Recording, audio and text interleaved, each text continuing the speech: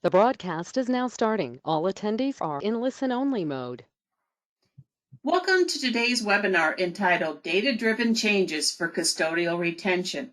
My name's Billy Zadig, Manager, Special Projects for APA. Just a couple of housekeeping items before we get started.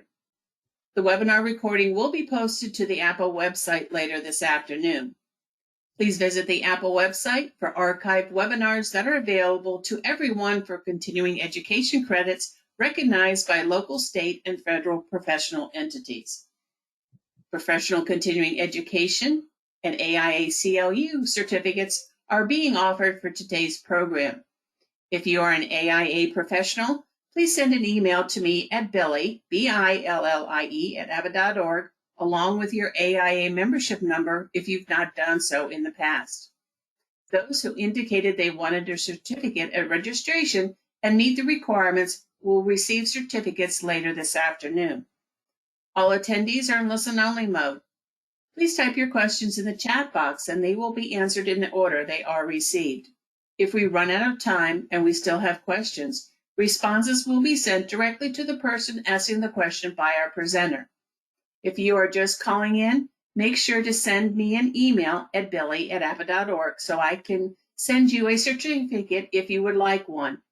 The system only recognizes you if you log in.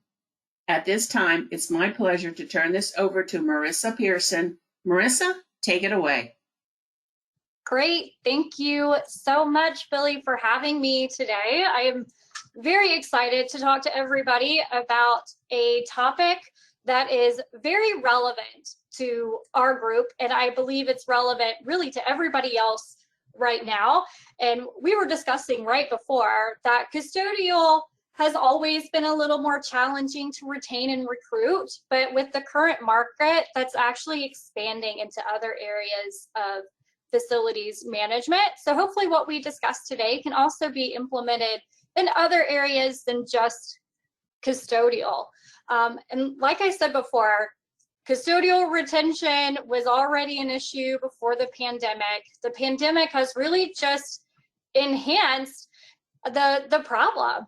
And as you all know, this is nothing new to you, a thin custodial workforce impacts more than just the services that we're trying to provide, especially with how long we have had this thin workforce. Our group is really being affected with their morale, their burnout, which again compromises safety, that causes more attendance issues, more retention issues, and it also affects us and our managers and leaders in our administrative time that we're having to hire and train these new employees. And our AVP always says that though it appears facilities management is a building industry, we're actually a people industry. Our team members are what makes our department successful. And so it's important for us to have those right team members in place and to help them get our goal achieved and making our universities a great place for students, staff, and faculty. So here are kind of the learning objectives we're going to go through today, but I do want to preface by saying, OU definitely does not have all the answers. We are still learning and evolving and adapting, but I just wanted to share how we're making decisions, what changes we've made to help with our retention and recruitment. But throughout this, I would love to hear what others are doing, both maybe failures, some lessons learned, and then successes, because it's important for all of us as colleagues to share what's working so we can all be successful. And one of my first jobs I ever had, my supervisor told me that taking other ideas is just a form of flattery. So it's okay to steal the other ones.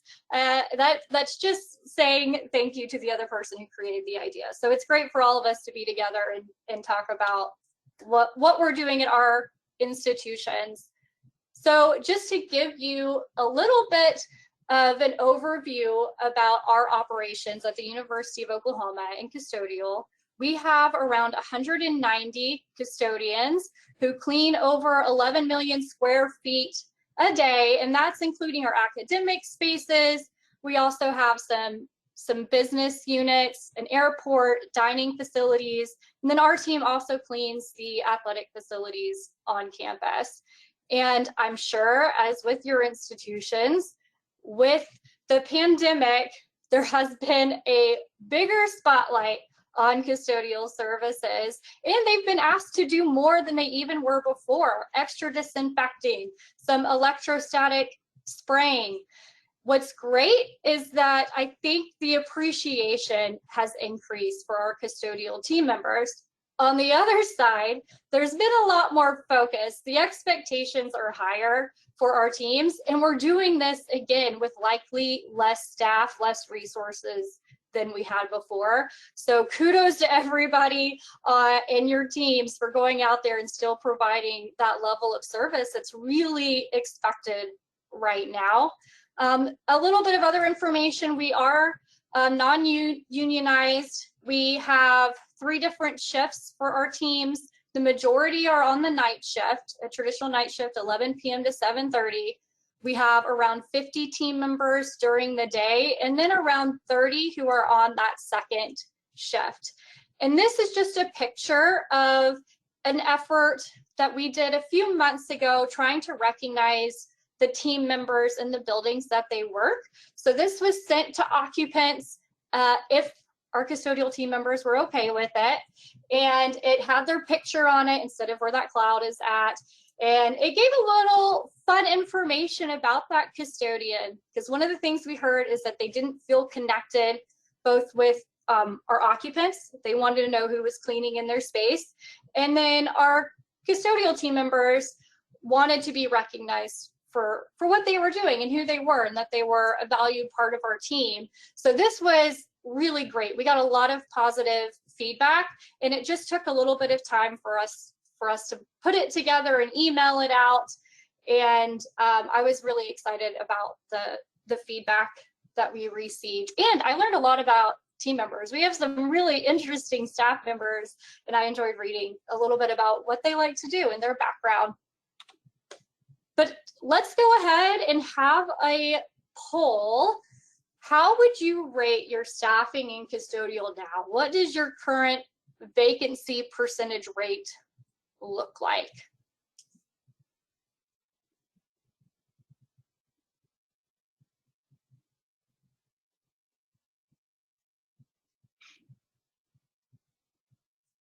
And I can tell you right now at OU, we sit somewhere between the 21 to 30% vacancy rate, and that is really dependent upon the day. We've had a lot of ebb and flow, especially in the last few months, but we sit somewhere between that 21 to 30% vacancy rate. Perfect. All right. So let's talk a little bit about retention in the industry.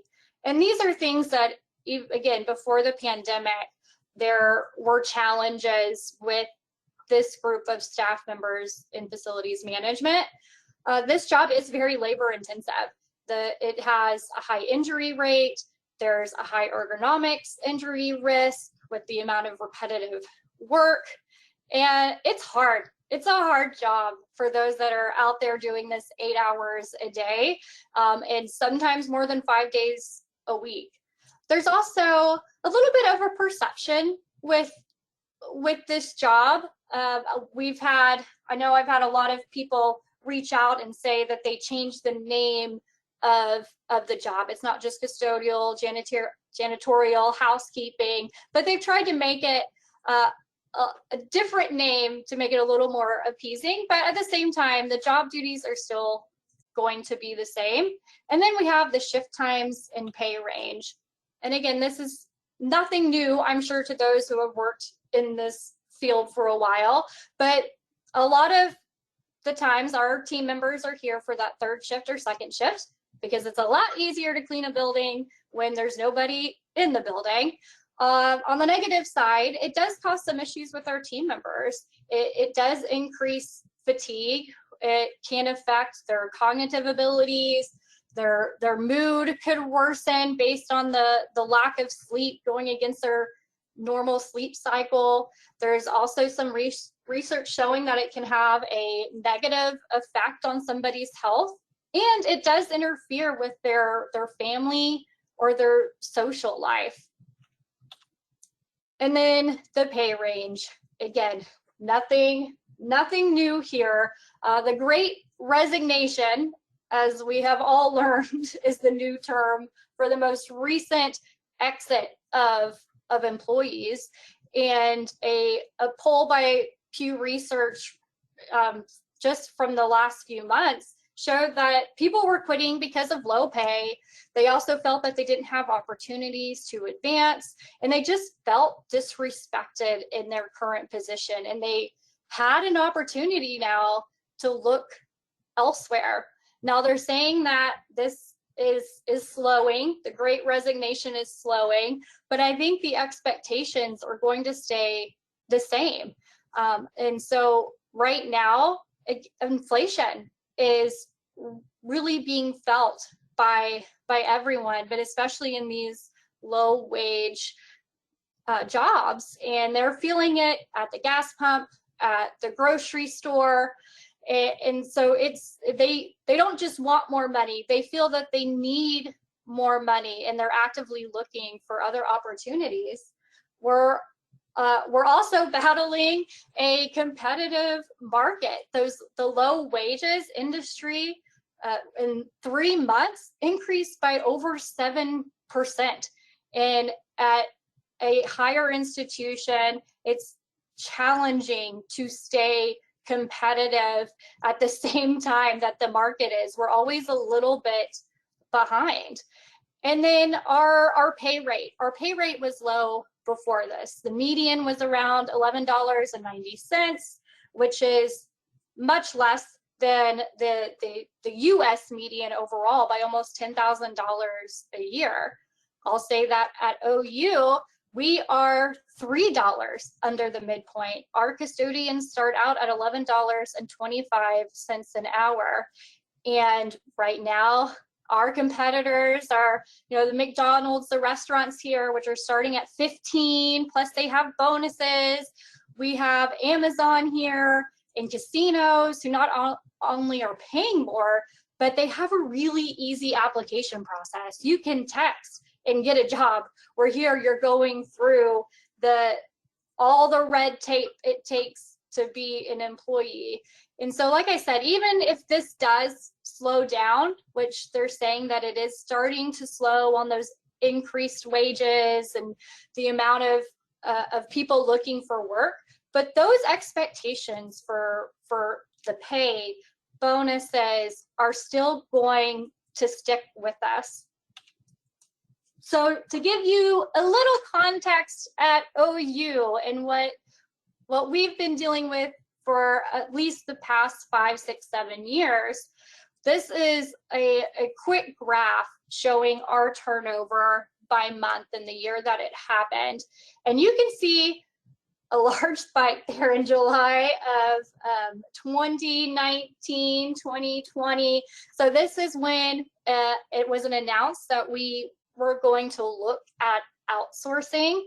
And so in 6 months, we lost 25% of our teams. It was a major blow, and the timing did not help, because obviously then we hit the pandemic and the new market. So we've really never been able to catch back up from that large exit. Some other things that kind of just popped out is in 2017, we moved to that traditional overnight third shift. Before, we were doing more of a swing shift, 4 a.m. to noon. It caused issues with our group being able to get in and clean spaces. So we went with that traditional night shift. The whole point was to increase our service, but it did cause individuals to leave us. So while looking at this, we didn't actually have this graph until around 2019, 2020. Before, we were just keeping a list of our team members who left, and we were keeping track of when they started, when they when they left, how they left, who was their supervisor. And it was just this list. We didn't really look at it. We didn't use it for anything. But after our big exit in 2019, we decided we need to look at some metrics. We need to figure out what's going on and start thinking about how we can increase our retention and recruitment. But we need to diagnose the real problem. We had ideas. We could probably guess at some things, but we needed that good data information to pick what we needed to do. So here's another poll talking about just some metrics. What metrics do you currently track? And you may have way more than this, but would love to get your feedback on what you're tracking.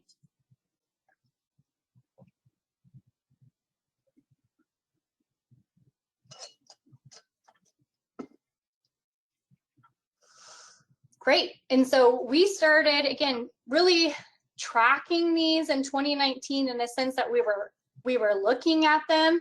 And it was easy because we could just pull that data from our content management system and create this list. And we just put it into a spreadsheet to make the graphs, get it all together. And again, not just be that list. But some other things we looked at was our annual turnover, monthly turnover, our turnover by type. So talking about resignations, terminations, job abandonments, retirements. We also looked at the current staff tenure and the staff tenure by each team, and just some other little data points that we thought may be of interest. And what's great about the quantitative data and these numbers is I think it helps highlight areas of possible concerns. You may see some trends, and it's easy to paint a picture and kind of see that big picture. It's not necessarily super in depth. It may not tell the whole story, but it at least gives some red flags.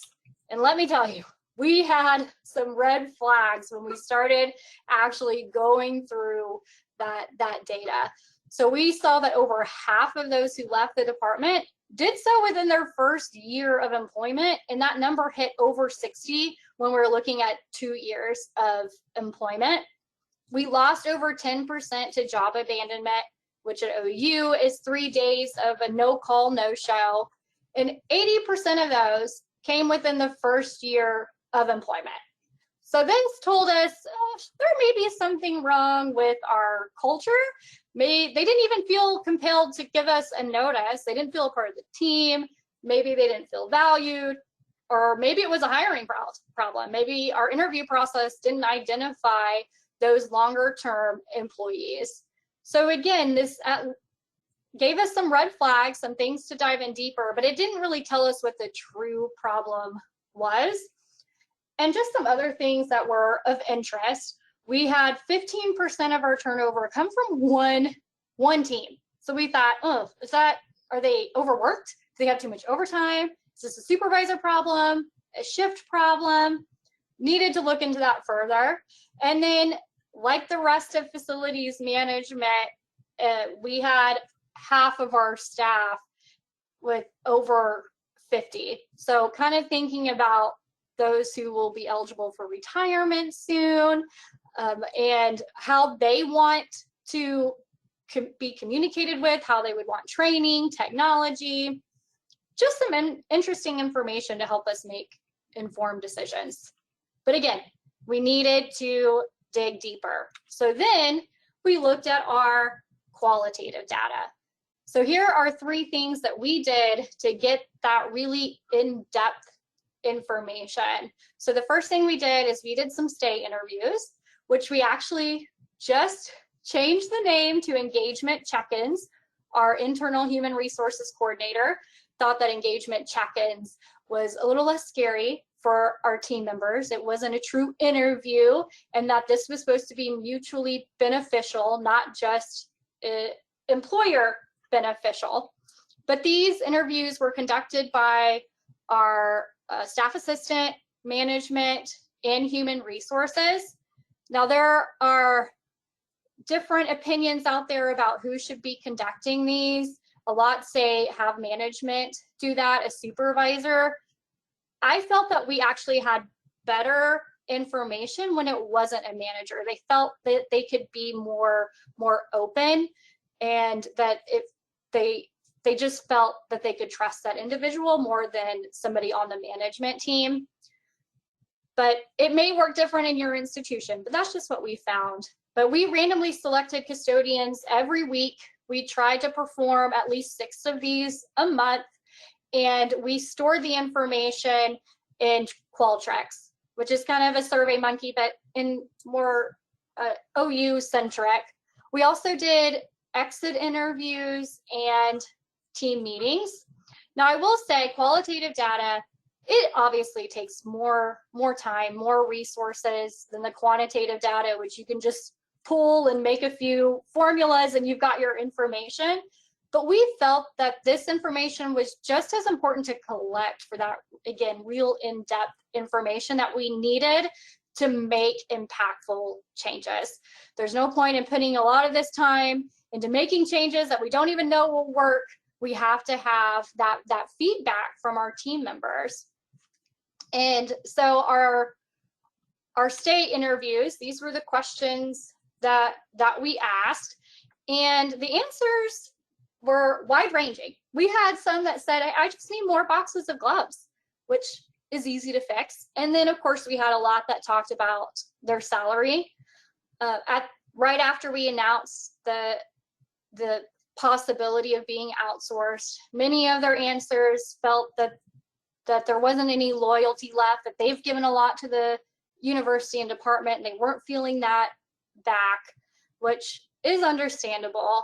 But again, most answers surrounded pay being the main factor that they would leave us for, or they would only leave if they could get a promotion somewhere else. We did discover issues with teams, supervisors. There was a lack of consistency across the teams. So it was more than just the typical retention and pay. We actually found some really good information and stuff that was going on that we needed to address right then. But ultimately, we were hoping that it gave them the feeling, and still does because we still conduct these, that their opinion really is valued, and that we want to be a continuous improvement department, and that this is showing them that value. And even though we can't resolve all these issues at once, we can at least acknowledge it and let them know that we're working on it. And at this same time, we did a quantitative culture survey, which is just them rating their job likability, job duties, supervisor, just to give us a quick snapshot and again, some numbers to go along with this in-depth information. We also did exit interviews, and we still conduct exit interviews. And most of these are done by our human resources coordinator. We are fortunate enough to have an internal HR coordinator. But before, we've had just one of our staff assistants conduct these because they felt far enough away that they were able to be honest and upfront with what they were thinking. And a lot of these were just conducted over the phone. We called them after the employment had ended. What we found here is that most new employees felt they were left alone without any proper training, that they were either with the supervisor for a little bit, moved with other team members for a little bit, but they didn't feel like they really knew what they were doing and that they were going to get in trouble later, or they were just left alone. We also found that there were some supervisors or team members that had issues that we needed to address. And then we also heard a lot of complaints about how hard the third shift was on their health and their family. And then we also had team meetings. So myself and my management team, we met with each team approximately every 6 months, just as a big group. And again, we weren't necessarily going in thinking we'd hear different things than we heard during stay interviews or when we just saw them out in the field, but we wanted to offer that opportunity to listen and make sure that they know that we are listening to their concerns.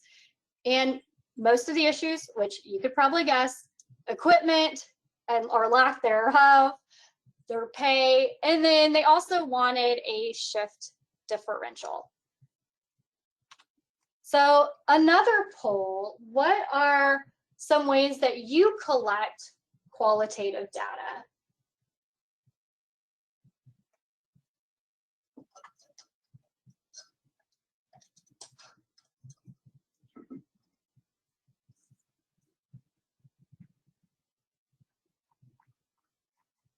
Perfect. And yes, these are all ones that we still currently have. We also did a 360 feedback for our supervisors, so they knew what their team members were saying, what their peers and what their supervisors were saying, and that was really good feedback. And again, showing that we're trying to invest in our supervisors and their skill sets. Another idea is also doing some focus groups and just bringing a few people in and asking some of the questions that you would for those state interviews, but in a larger setting. Of course, the downfall is it may lead to some groupthink or people not feeling open, where you get a little more, I think, honesty and truthfulness in those state interviews versus when they're in a group setting. But there's lots of ways to collect this. I would just recommend that you're actually documenting what you're discovering. So it's not you recollecting later after you're just talking to them in the field, but you actually have collected all of this so you can use it to make your case later on. So moving on to some of the changes that we made based on all of this really great feedback that we received. We had the quantitative data, we had the qualitative data, so it was time to create and implement some changes, which is my favorite part. The data collecting part is great, but actually being able to implement and be creative, I find is the fun part. Keeping in mind that our resources weren't changing. We weren't going to be able to provide more money, so we knew for sure the pay raises, the shift differential, not going to happen, or at least not right now in this current economy and where the university was at. So we really had to be creative in what we could do to still keep people here. And so as I had kind of talked about before, we showed that job abandonment and short tenure was a problem with all of the quantitative data we collected. And from our exit interview, we discovered that it's likely because employees didn't feel trained or valued. So we developed a full training program, which I will give more information here in the next slide. And then we also looked at our shifts. So we saw from the quantitative data that our turnover increased after we went to that third shift, and we learned in the stay interviews and those team meetings that the third shift was really challenging for our team members, especially the ones who knew what it was like before that happened. So we wanted to see if there were ways that we could change that. So this training program is a 2-week intensive training program. We started it in the summer of 2020, again, hoping to reduce our job abandonment. But other benefits was reducing the amount of time that our supervisors had to train. Prior to this, it was up to the supervisors to do all of the training for their new employees. So you're practically going from 40 hours a week of training, and this changed it to about 6 hours a week because it's split amongst several supervisors. We also created very detailed training plans for them. And this went in depth of what they needed to talk about during that training. It had questions for them to ask. It had handouts. It has little quizzes at the end. It showed them how to teach skills, which is showing them what to do at fast speed, telling them what to do, showing at slow speed, and then letting them do it. So all of that was built into these training plans, but it also, we thought, would help increase the cleaning ability, because you have people going out now after 2 weeks of training and being able to at least have a sense of knowing what they need to do when they're out in the field. And we were hoping that it would create this culture that shows appreciation and teamwork, and we're including these new employees right out of the gate.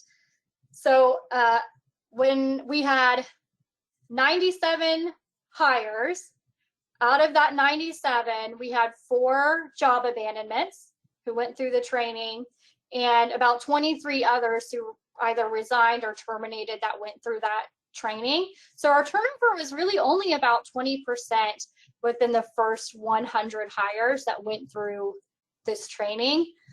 I will say that we also were able to identify those high risk employees right out of the gate. We knew within the first week if they were going to last long term or meet our standards. So we had tried to work with human resources to see if we could do some kind of probationary period with them.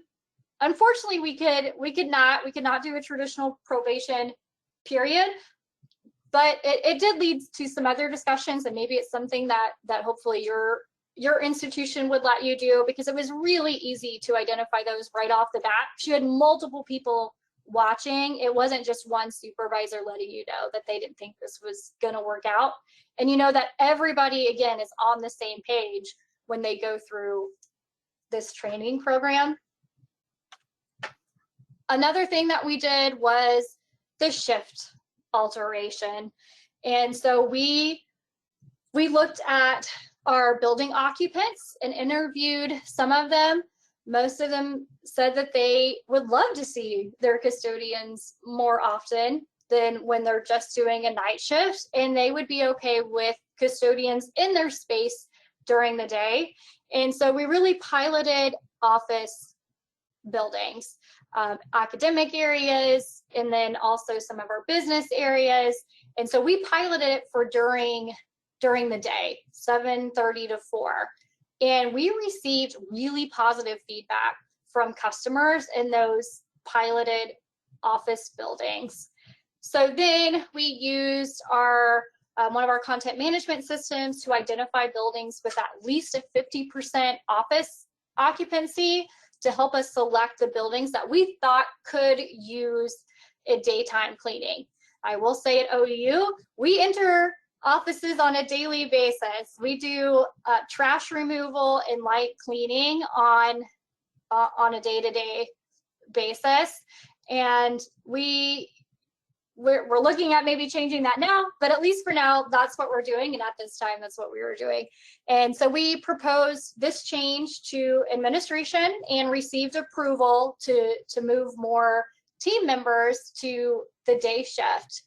And so with this, we thought it would increase our customer satisfaction because they liked having that interaction from the stay interviews, the team meetings. We thought it would increase the job satisfaction from our team members. It also may help set up the possibility of a differential because we're reducing the amount of FTE from that night shift and putting them on a first shift. And again, the whole point is hoping to also reduce our turnover. So so far things have been going really well with this change.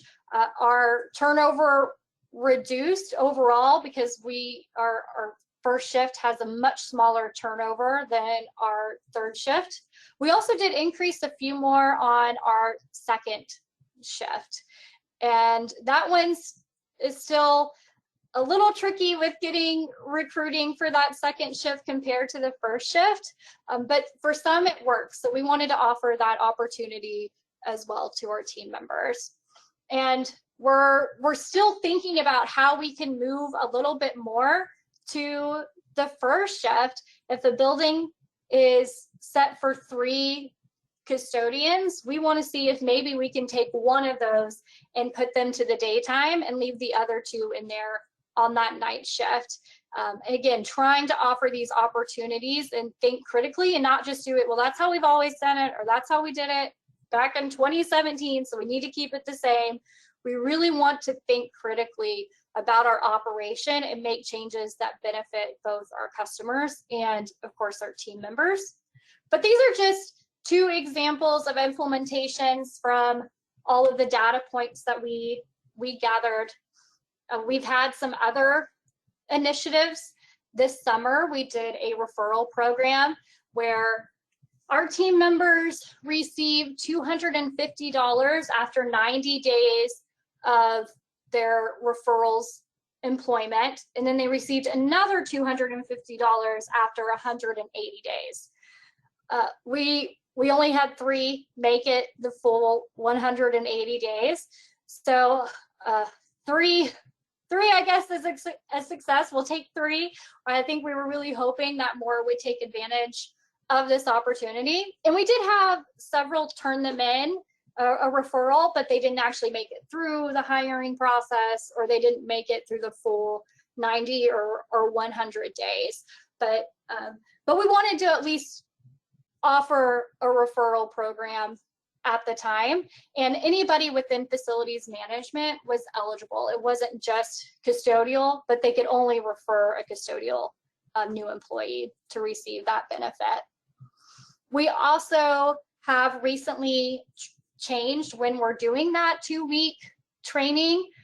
Prior, we had them train on the first shift, and it was really just so we could manage it better. We could get to know the new employees better, but we saw that it was really hard for our new employees to adjust to that third shift after they had been working the first shift. They're like, oh, I really like this first shift. I don't want to have to go to the third shift. So we eliminated the first shift training because we try to have all new employees start on the third shift, and it is now just exclusively on the third shift.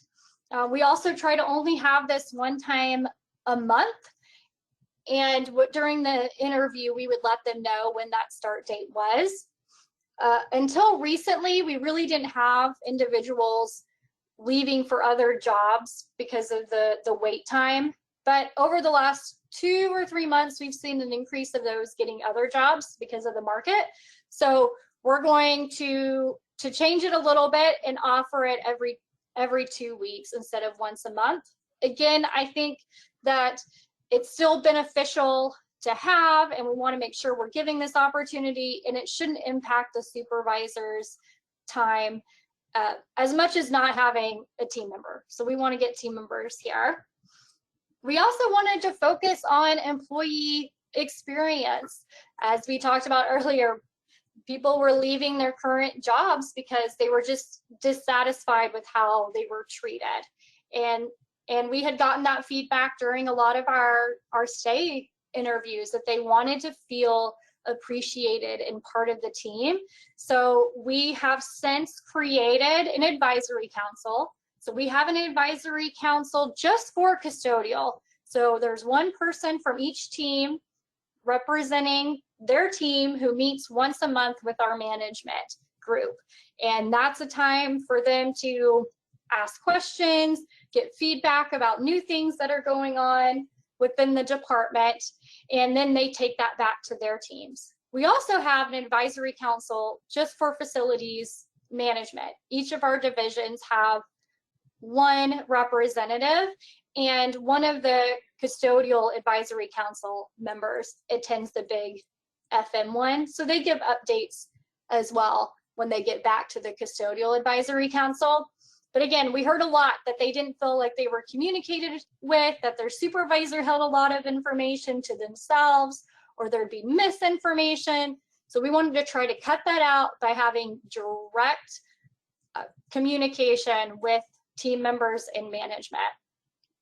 We've also done a few more appreciation efforts. We have a big fall festival every fall, and we have food trucks, we have games, we let them have 2 to 3 hours outside enjoying the weather and away from work.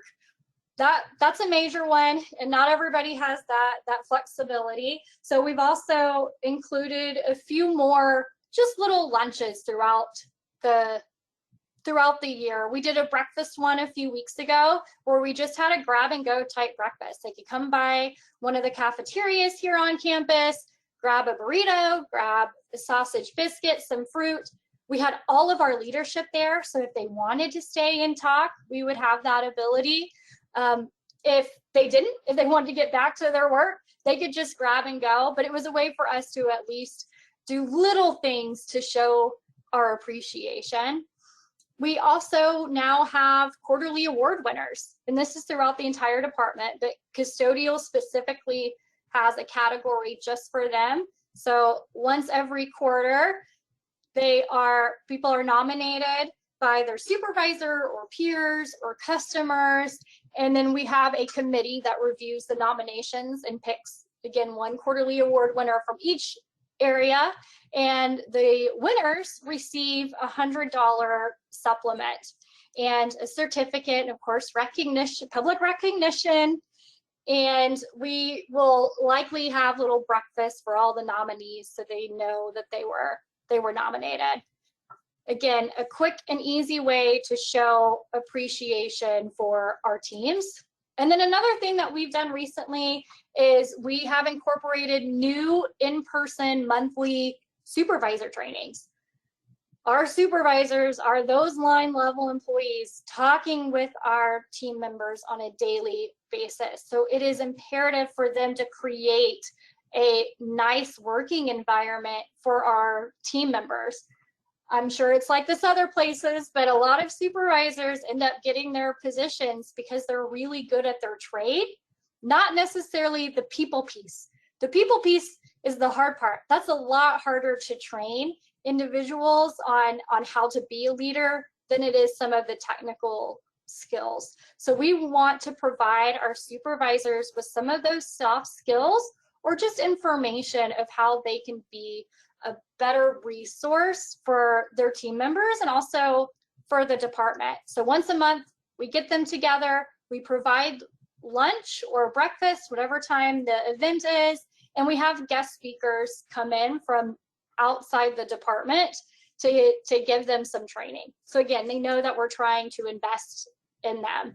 Some other things that we're just looking at moving forward are reducing our office cleaning. As I said earlier, we still clean offices daily. With the amount of FTE that we have, we really need to cut that back. So we're currently working on that. Looking at the possibility of student workers. Obviously, those have some issues that come along with hiring students and their dependability. And then we're also looking at 12-hour shifts to provide more days off for our team members to hopefully lower that burnout, especially for our teams that end up having a lot of overtime because of events. So these challenges aren't necessarily new, but it's ones that we need to think about moving forward. We have to be able to adapt. We have to be able to do more with less. And the pandemic job market, like I said, there are some that are saying it's slowing or going to come to a stop, but Forbes predicted that facility support services staffing won't recover to pre-pandemic employment before the end of this year, before 2023. And these low-paid jobs are seeing more difficulty in recruiting and retention than some of the others. And again, other employers are being able to offer sign-on bonuses, higher salaries, more on-the-job training. So we need to be able to maybe compete in other ways than just pay. Not every institution has the ability to increase wages. So we have to find some other ways to entice new employees and keep our current employees beyond just those salaries. But I do believe this is the new normal moving forward in the wage and the bonuses and all the incentives that are coming out right now. We also have to start thinking about the different generations. 75% of the workforce in 2025 will be millennials, which is those born between 1981 and 2000. And we have Generation Z, 2001 to 2020.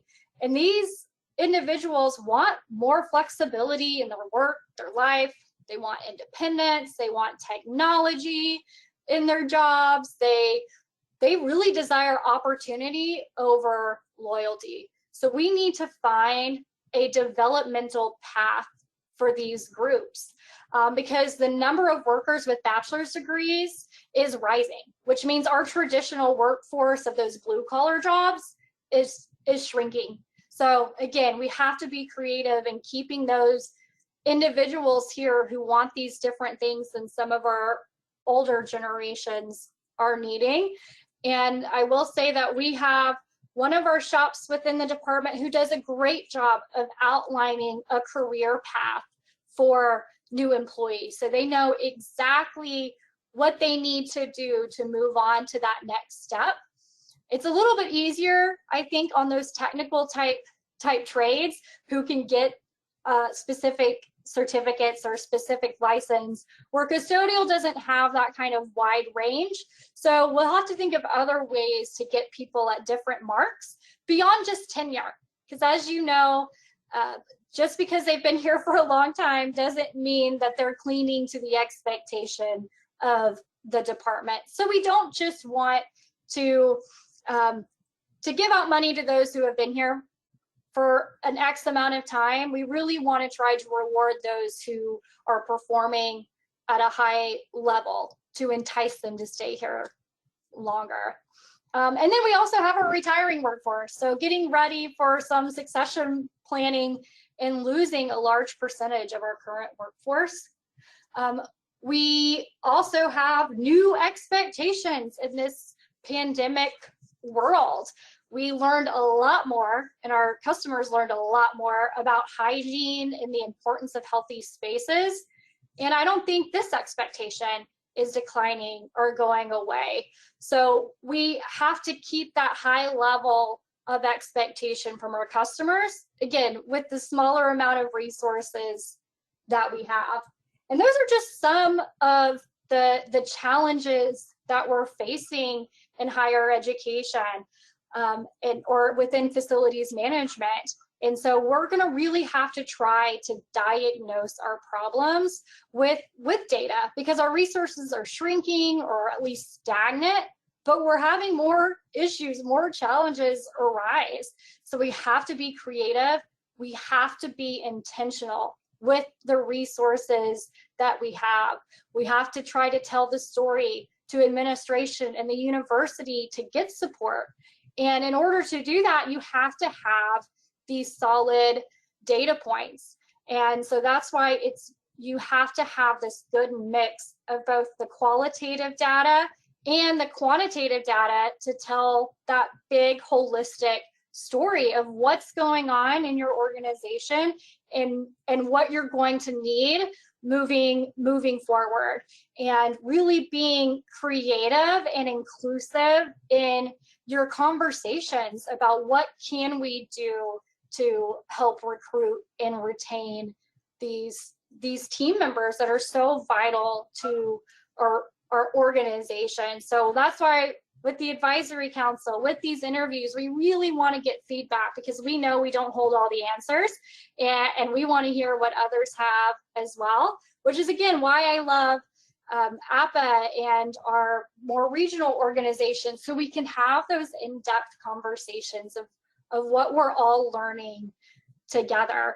Because as we've kind of discussed, this isn't going anywhere anytime soon, and higher ed is always a little bit behind the other markets. So we really have to be intentional with what we're doing and changes that are being implemented. So again, use those data points, take the time to have those exit interviews, stay interviews, advisory councils, focus groups, and not just that quantitative data, because that's where you're going to get a lot of the good information to figure out what the real problems are, so we can diagnose those real problems. And I think that's it. So if anybody has any questions, I would be happy to answer, or if anybody has anything else that they felt has really worked for their organization and want to share, by all means, please share your successes. Well, Marissa, we have more questions than we will be able to get to today. Okay. And once again, for everyone who is listening, I will be sending Marissa a list of the questions. And for those questions that we do not get to today, she will reach out to you with an answer. So we're going to get started here with some of our first questions is, how much training do you do to minimize injuries? So we have an annual safety training that is required by the university. We actually do that in person with our EHSO office and our safety coordinators so that they get a little more out of it than just watching an online training. During the new employee training, we also do a 30-minute session with our internal safety coordinator over some of the most common injuries. A lot of it is ergonomics related. But I will say that during each session, so we have it broken out by like restroom cleaning, office cleaning, classroom cleaning, hallway cleaning. That's how our different topics and trainings are set out. And during each of those, we do cover something safety related, whether it's the equipment that they're using, again, a lot of ergonomics. We really try to put that expectation out at the beginning of their employment, and then we do those refreshers every year. And then we also have weekly topics that each supervisor is required to cover, and those are provided by our safety coordinator. Okay, thank you. Our next question, I believe you've answered it, but I think it's good to repeat. What content management system are you using to track your metrics? Okay, so we use AIM, we use AssetWorks, and so it's just part of the human resources profile that has their start date, end date, and their resignation, retirement, termination, and supervisor. And so we just export that into a spreadsheet, and we have some formulas created that kind of gathers those data points and puts it into a nice graph. Okay, thank you. Our next question is, who is the person asking the questions for interviews? Someone internal that directly supervises the person? So it is usually our either manager or assistant manager. It is not our line level supervisors. That changed several years ago. We stopped including our line level supervisors and just in our management team. But I will say the interview and hiring process is one thing that we're reviewing critically and trying to identify those individuals that we think would be the best fit for our organization. We are not just hiring anybody who walks in. We would rather have a vacancy than have the wrong fit, because those individuals usually end up taking more administrative time than helping clean. So we want to get those right individuals in place. So we are looking at how we're doing the interview process, but currently manager or assistant manager are conducting those interviews and selecting the candidates. Yeah. Thank you. Our next question is, do you currently use any outsourcing? If so, what is your percentage? We do not. We do not have any outsourcing.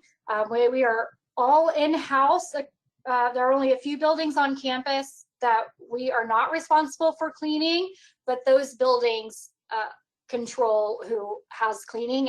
Most of them are in-house as well.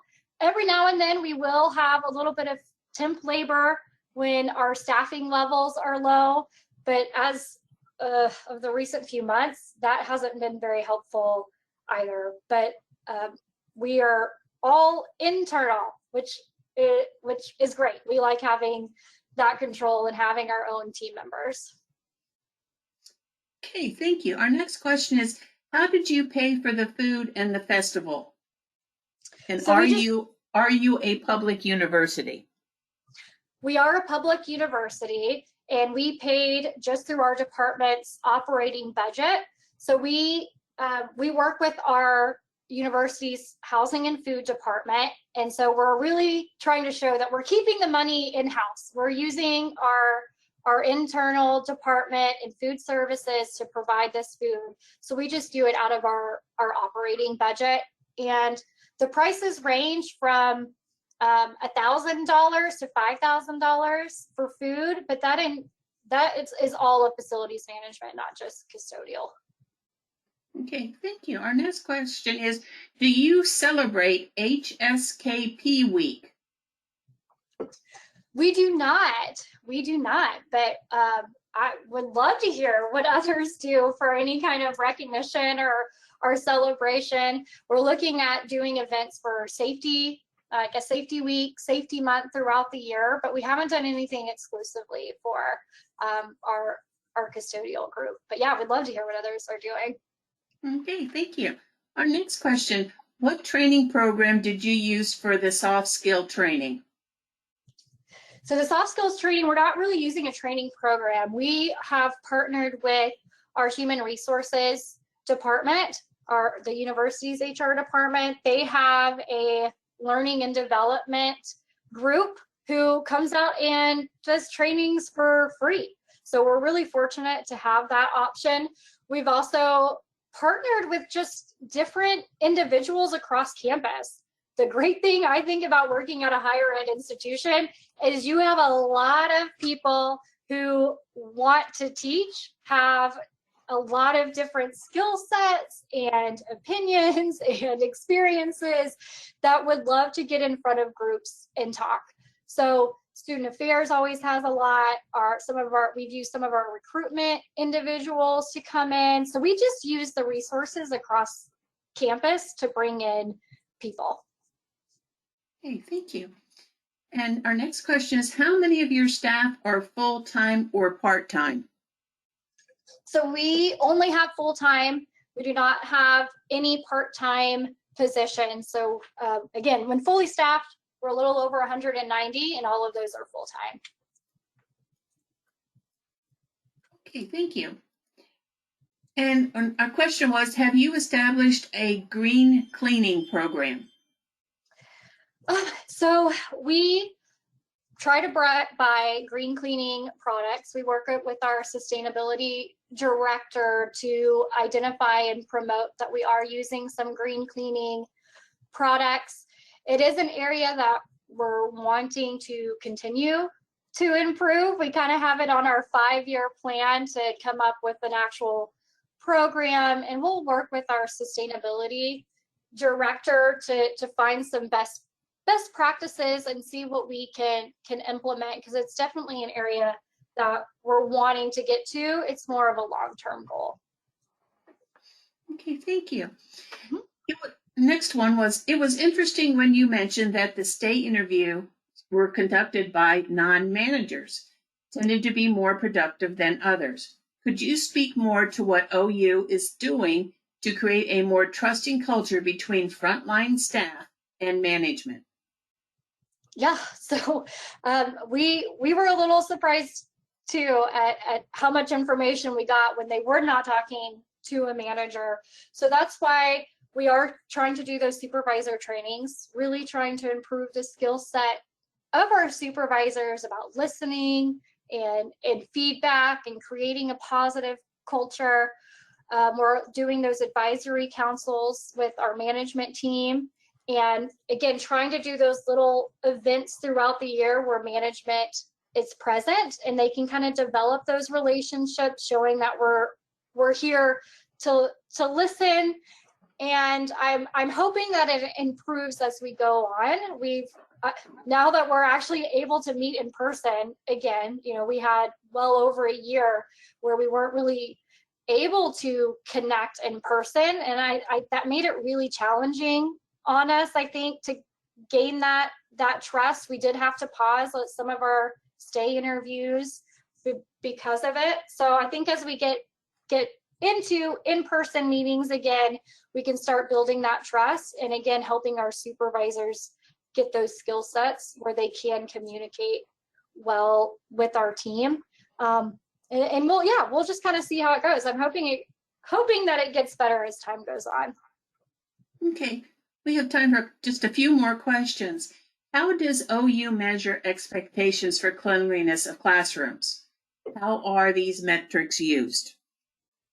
So we use an inspection program that our supervisors and our management team will go out and um, inspect different areas across campus, not just classrooms, but across campus. We require that every team member, which is inspected once a month to get some really good data points and to make sure that they're getting that feedback. Past that, again, in our training sessions, we reiterate and talk a lot about the frequency of different tasks. So in a classroom, you're expected to complete task X, Y, and Z on a daily basis, and A, B, C on a weekly basis, and this on a monthly basis. So we talk a lot during our training program about those expectations of task frequency. And again, that training program shows them how they should be doing it so that they're doing it the right way, not trying to find those shortcuts. And then we also have handouts that are in every one of their closets that go over those task expectations and frequencies as well. So they have been communicated with on what they should be doing on a daily, weekly, and monthly basis. Okay, well, thank you, Marissa. We're out of time for questions, but as I said before, Marissa will reach out to each of you who has a question that we did not get to today. As always, thank you so much, Marissa, for taking time to do this. It was a great session. And to our attendees, as always, thank you for taking time out of your extremely busy schedules to be with us today. So until next time, be safe, stay healthy, and be kind to one another. Thank you so much. Bye-bye now.